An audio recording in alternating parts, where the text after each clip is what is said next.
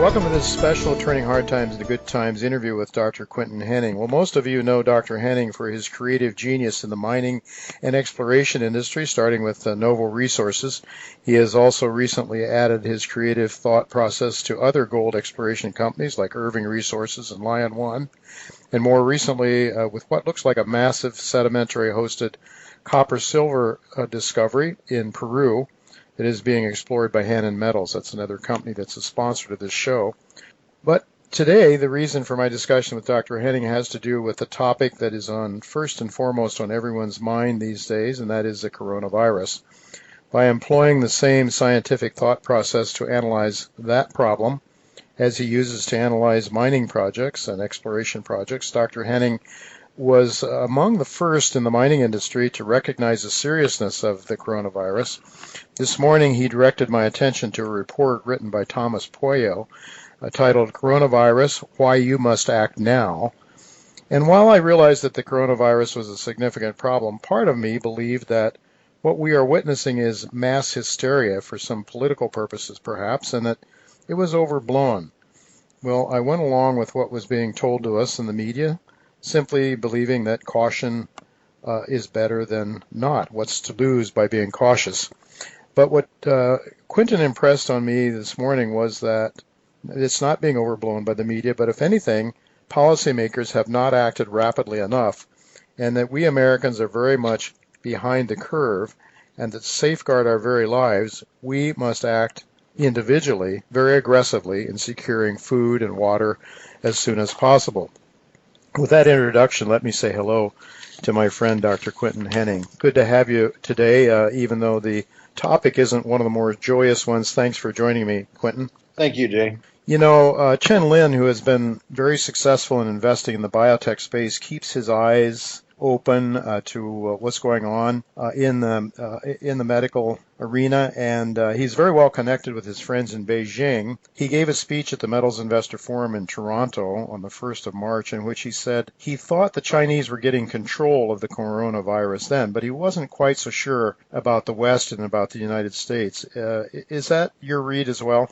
Yes, look, let me tell everyone where I'm coming from. Look, for 6 or 7 weeks now, this has been a topic on everyone's mind. I have to look at it from several perspectives, really, because I'm responsible, along with other people, of course, but for a number of mining companies. Mm-hmm. So there is a bias there. But look, I like to approach things reasonably scientifically with, what is sound information.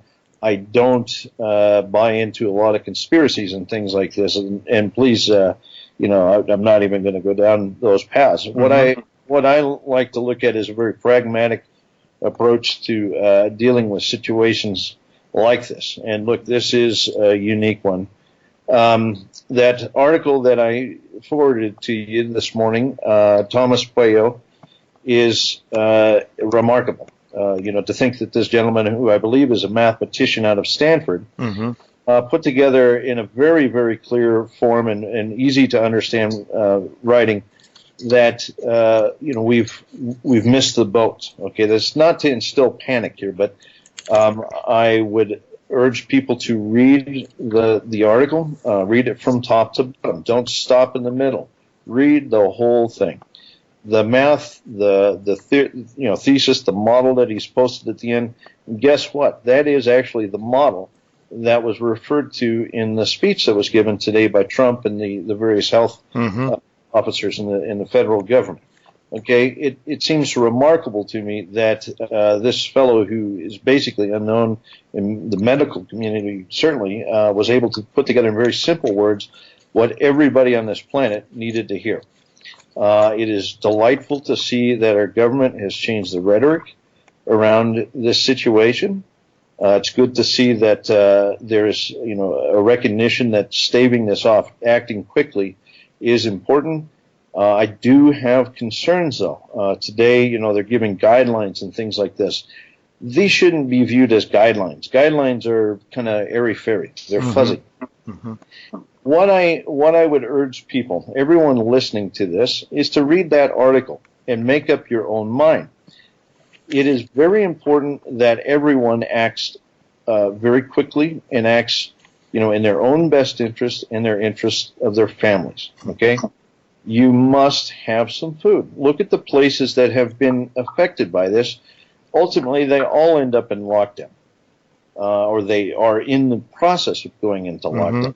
Right. Okay? So again, this is not to instill panic. This is to put a very rational thought into everyone's head that, gee, it would be good to have some food if you get locked down. It's very difficult to get to the store. Yes, maybe in a week or 2 or 3, there might be, systematics worked out for people to get out of their house and go get food and blah, blah, blah. Okay, great. But in the meantime, would it kill anybody to have a month or 2 of groceries on hand, especially dry goods, things that can keep, the stuff that will keep your tummy full? No, it's not going to hurt anybody. So I would really urge people to do that. The other part of this gentleman's work basically concludes everything that we were taught. Look, a lot of us older folks especially, we're taught about health in elementary school. We were taught about the fact that viruses and whatnot are contagious and that it is best to stay away from others if you have the flu. I don't know what's happened to our country since this time, but for some reason we seem to have forgotten this basic premise. Okay, it's very simple stuff. And quite frankly, the math that he demonstrates shows that that if you immediately cease contact with others, if you basically go into isolation, the disease cannot spread. Okay, the disease lives by social contact. Period. Okay, think about this for a minute. Today they issue a guideline saying no more than 10 people in a group. That's the government's official line. Anybody on this program or listening to this program, just think about that for a brief minute. Okay, would you do you feel lucky? I mean, honestly. Okay, this is not a hard question to answer for yourself, okay? It's best to look out for oneself and their family. To do so, the best way is to prepare to be in isolation. It's that simple. If you remain in contact with others, or if there's some means for others around you to remain in contact with others, it simply won't work. Okay, period. It's that simple. I am a bit appalled that it's taken so long for our government, in particular, here in the U.S., to catch on to this. I'm glad to see them finally do it. But, as the gentleman points out, Thomas points out, that it might be a day late and a dollar short. Okay. If you look at various states around the country, there's several states now that report as many cases of this illness. These are confirmed cases that have been tested and actually, were confirmed as a person with this virus, right? There are as many cases in several of the United States today as there were in Wuhan when they shut the city down. Think about that. Okay? Think about that very seriously. As a country as a whole, there are far more confirmed cases today than when they shut Wuhan down. In fact, they had shut virtually all of China down way, way before where we are in the United States. When you have a situation like this, it is imperative to act and act quickly. I hope that everybody on this radio show acts quickly. Okay, it's in your own best interest. People are they're worked up about stocks falling or gold price or all this other stuff, and it makes my head want to explode. Okay, don't think about that stuff right now. Just park it. Okay, park politics, everything. Just park it off in the corner. And the first thing that everybody should do after they listen to me or read that article by Thomas or whatever, get out of your chair, get some food, okay, and then prepare to go into isolation for a period. That's how you're going to protect yourself. Period. Okay, now back to what I have to worry about every day. Okay, I have probably upwards of 120, 150 people working on behalf of several companies, as you know, and I do, I play a very critical role in some of those companies as either management or a director. Other companies I advise. Okay, now look, for each and every company that I'm associated with, I have sent this article. I've given my perspective. I've had director meeting after director meeting. I have more tomorrow. Okay, I've been very busy, but I am laying it out there for everyone. Every company I am associated with, we are basically taking the same approach, and I think it's the most prudent approach. We have to watch out for our people. So I insist that we give our employees, the various employees with these companies, the very information that I just talked about, because I want them to be able to go home and take care of their families. We want them to be able to come back to work. It's that simple. Okay, but then we also have to look out for the company. So we are winding things down one by one. We are preparing to work out of the home. You know, it's difficult to do geology, obviously, out of the home, but we will do what we can. It is more prudent for us to take absolute precaution right now and protect ourselves than to be foolish and continue working in the field, put people at risk, etc. You know, to work in the field, you have to fly in an airplane, okay, often internationally. Is it really worth getting coronavirus started, you know, within the company, within people's families? No, it isn't. It's that simple, okay? All right, so that said, now we've got to worry about the well-being of these companies, all right? This is a crisis. Nobody can pretend. And look, none of us, nobody today knows where this is going to land. But I can tell you this. There's one wonderful thing about gold. It does not walk away. It's right in the ground, okay? And it will be there when we come back. And I emphasize this to everybody I'm working with. There is nothing we're doing today that is so important that we can't park it for a little while, okay? How long? I don't know. But we need to park it. We need to conserve cash. We need to look at the health and well-being of the company, because this is going to take some time to work through. It's that simple.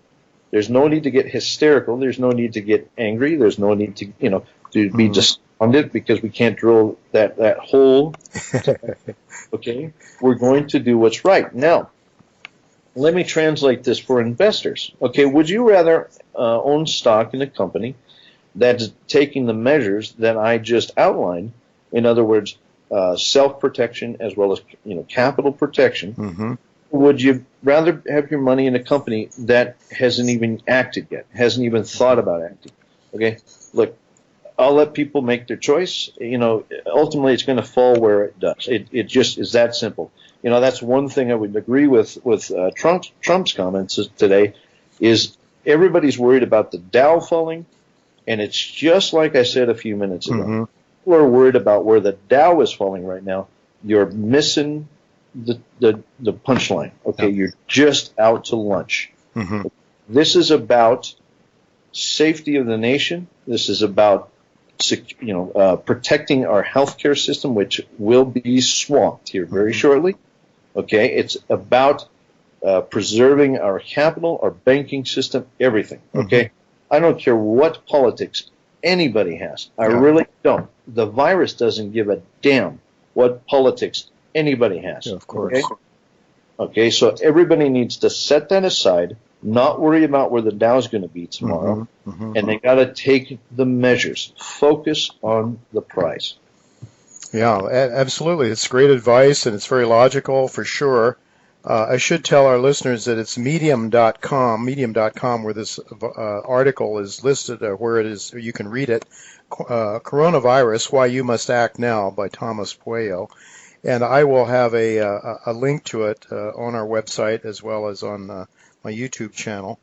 I think it is important that everybody reads it. One of the things that I was struck by, Quinton, I looked at chart 23 in this paper, and it shows the difference between a single day of quarantining. How much of a difference just a single day makes, given the exponential nature of this curve. It's amazing. 40%, Jay. Yeah. This is the thing about exponential functions, okay? If people aren't all that comfortable with math, it's simple, okay? It is simple. This is basically saying that we see roughly a 40% increase in the number of real, not confirmed, but real cases every day, okay? The other math that he has in there shows that the number of confirmed cases is far, far underestimating the number of real cases out there. Okay, for example, when Wuhan had roughly 500 confirmed cases, there was at least an order of magnitude more people who had real cases than the confirmed cases. And they had not been yet recognized, I guess, and that would be because the symptoms aren't necessarily there, or just simply because the people weren't tested at that point, I guess, right? Correct. They were, it was too early in most cases. Now, I'm going to be very personal here. Okay, I know probably 4 people that have this disease. Okay, to give you an example, okay, 2 of them are in Canada, 2 of them are in the U.S. here. They're undergoing testing. Well, one has been tested and was confirmed. One is very likely. 2 other are in quarantine. Okay, this disease is not something to mess around with. Okay, they talk about this thing being, like a mild flu or something like this. Look, maybe there's lots of people out there who do get it, and it's just the mild flu. But I know for a fact that I know of 4 people who've either had to be hospitalized, and these are young people, by the way. Okay, all of these people. Let me see. There's one who's in his low 30s. There's one young lady who's probably just not quite 30 yet, and another one who's in her mid 20s. And then there's one baby, unfortunately. Okay, 2 have had been hospitalized. For a while. It was pneumonia. It advanced to pneumonia. The 2 young ladies. One was tested in, I think, Wednesday or Thursday of last week. It was Wednesday because I was supposed to meet with her friend, who's a graduate student at school. And she calls me up. She can't meet because my friend's tested positive. Okay, she tested positive because she was quite ill, and that was when they were starting aggressive testing here in Colorado, and she was confirmed. So look, this is not a disease to take lightly, even for the young. Yes, the death rate is apparently lower for young people. Look, I don't profess to be an expert in virology or any of this, but just my observation.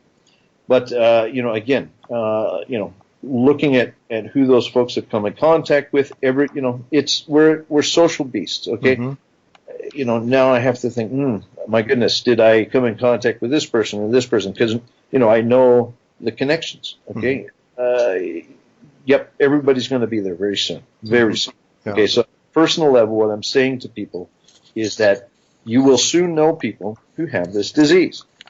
And you will feel much better if you know people who have this disease, if you're in isolation and know that you're cut off and you weren't affected. Okay? It's that simple. I don't mean to make light in any way, but that's the God's truth. Well, I think it's certainly putting the priorities in the right place. First, our health, taking care of our families, because if we lose that, the economics and the gold is going to stay in the ground.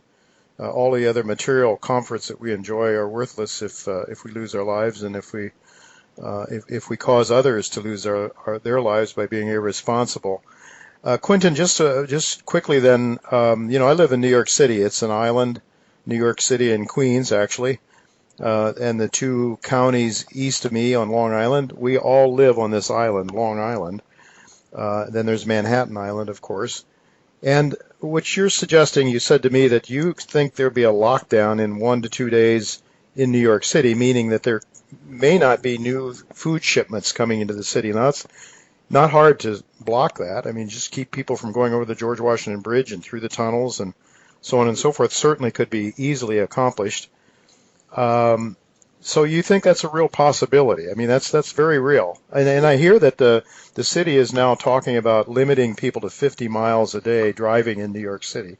I think I just read that a little while ago. Okay, step back and think about this, Jay. Look at the convergence. Okay, every day we're getting more and more indications that we have to stay isolated, that we have to stay quarantined. Everyone. Okay. During the press conference today, they pushed Trump on that several times. He danced around the issue. Obviously, though, they're thinking about it. Okay, so in my view, yes, there will likely be mandatory lockdowns. We have a different culture, how they approach that from a legalistic view. Mm-hmm. A whole different kettle of fish. I don't profess to be an expert, but I would say there will be absolute necessity to tackle this situation aggressively soon. When I said about food, look, what I'm saying is food will be disrupted. Just like I said earlier, if things go wonky for 2 or 3 weeks, and the store's shelves are empty and they can't get foods in or restocked quickly enough, again, you're not, if you think you're going to look foolish having a month or two of groceries stocked up in your house, think again. Okay, it's that simple. Mm-hmm. Well, I do think that the authorities are thinking along those lines. It's certainly Andrew Cuomo, the governor of the state of New York, suggested a few days ago, maybe 2 or 3 days ago, that President Trump should send the military into New York City, or into New York anyway. And he talked about the civil unrest being a likely outcome. And certainly if food isn't available, you could easily see that happening. Well, we see a growing amount of civil unrest when times are good, as far as that goes. So in this city over the last couple of years or so. So I think Jim, yep. We've got okay. If we're going to make it through this, the absolute fabric of society is going to be tested here. Okay? This will truly test the mettle of this nation. I pray, I hope that the country behaves in a responsible way. I hope that anarchy and stuff does not reign. We all have to hope and pray that that's the case. Right. Okay. So I would urge people to just, again, focus on the prize. If you're religious, pray. If you're not religious, just please retain as positive an attitude about this as possible. What you're seeing right now is going to change humanity, and quite frankly, it's going to redefine civility. Okay? What you saw today, I found astonishing, that they held this press conference, and aside from a few questions that I thought were a bit, out of line or panicky or, just irresponsible, quite frankly.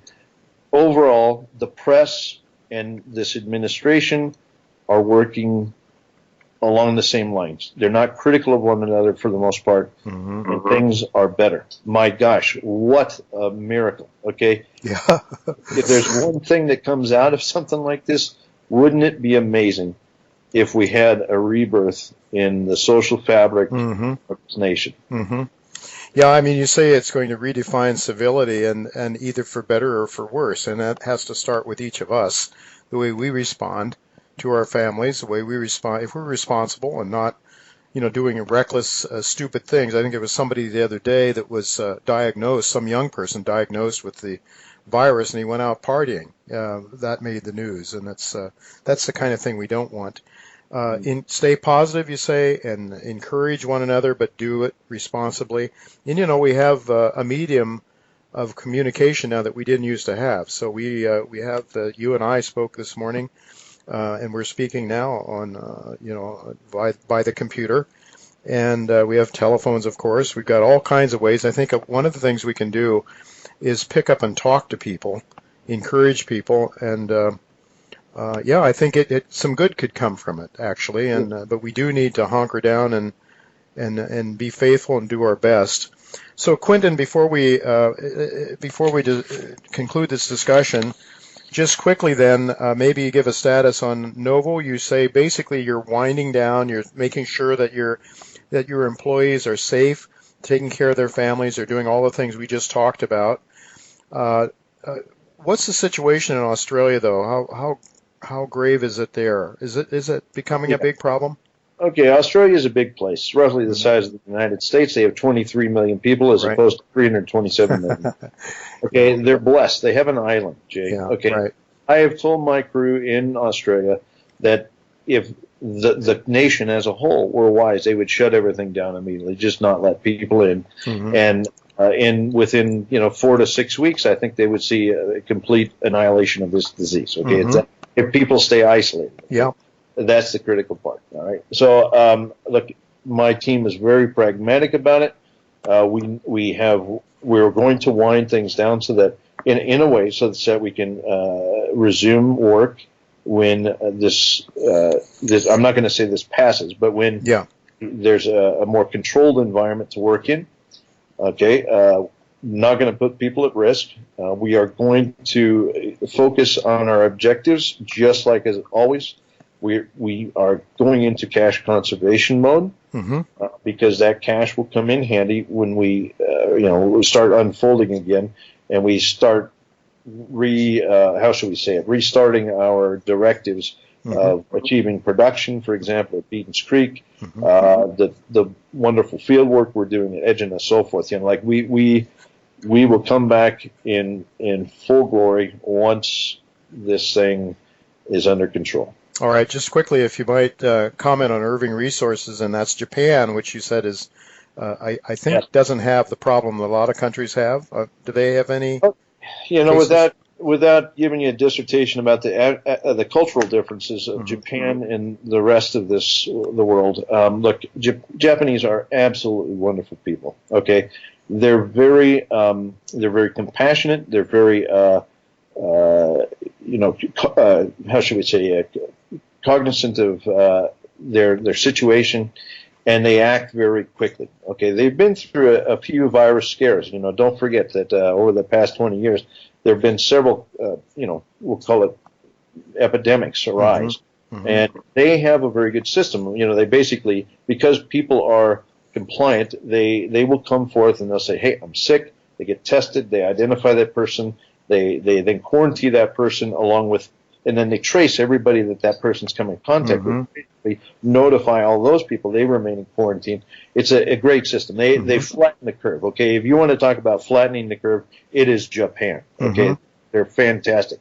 Now, does that mean they're out of the woods? Well, no. Look, the case numbers have risen a bit faster here in the past couple of days, and I've been watching it because we do have this situation in Hokkaido where we're drilling and operating. We want to make sure people are safe. We are still drilling. Omu is a very small town. Quite frankly, our team is isolated from the greater community. Okay, they've got food. Kiko has made sure they've got. They're working somewhat autonomously from the rest of the planet. Quite frankly, if anything, I wish I was in Omu, Jay. Safer. Kiko's. But look, we're watching it very carefully. They shut schools down for a while. The Abe has asked the rest of the country to remain shut down more or less till the end of the month. So Sumitomos and Mitsui's and so forth, the big office complexes in Tokyo, people aren't going in. Okay, and that's what I find wonderful about Japan. They're very compliant and they work together to solve crises like this. All right. Just, I don't know if you could comment on Lion One, who you're an advisor to. Yes. What about that situation? Are there any cases there? Okay. Right now, there are no confirmed cases in Fiji as of today or a few hours ago. Last time I checked, the Fijians are watching the situation very carefully. I think they have limited travel in a big way. I can't remember the exact wording around the limitations, but really knocked it back. It is tropical. Look, one of the things that's a big question is, does this coronavirus, how does it behave in more warmer, climes and stuff? Don't know. And I don't want to pretend like I know anything. But right now, there's no confirmed cases. The company is drilling. The one thing I can say is the coronavirus has caused complexities. Trying to get another drills sorted out, trying to get drill pipe and stuff. Look, a lot of these guys, I will pretend that there are going to be supply disruptions on a large number of fronts over the coming months. Okay, it is what it is. But I've talked with Wally. Cash preservation is definitely foremost on the company's mind, and quite frankly, I think he's already starting to implement a lot of that right now. Nonetheless, we are drilling any updates we have around that, including then Irving as well. Sure. We'll put those out. And look, even at Novo, we do have some data that's being processed. Mm-hmm. Now that people are home working, we can get some of that data from the final ore sorting done, or fully the report actually fully complete, as well as the last the major 1,000-tonner bulk sample that we had, or 1,000 cubic meter, whatever it was. We'll get the news out. Okay, we're still alive. We're still working towards our goals, but we're taking things cautiously. We're saving cash. Oh, excellent. Very good. Well, thank you so much, Quinton. It certainly is true that turning hard times into good times requires rational thinking, and I thank you very much for helping us along those lines today, Quinton, and we'll look forward to keeping up with you and all the companies that you're involved with. Very exciting stories, I must say. We'll just have to put them on hold a little bit now, to a certain extent, but look forward to all that you're doing on several fronts. Thank you again for being with us today. Thank you, Dave.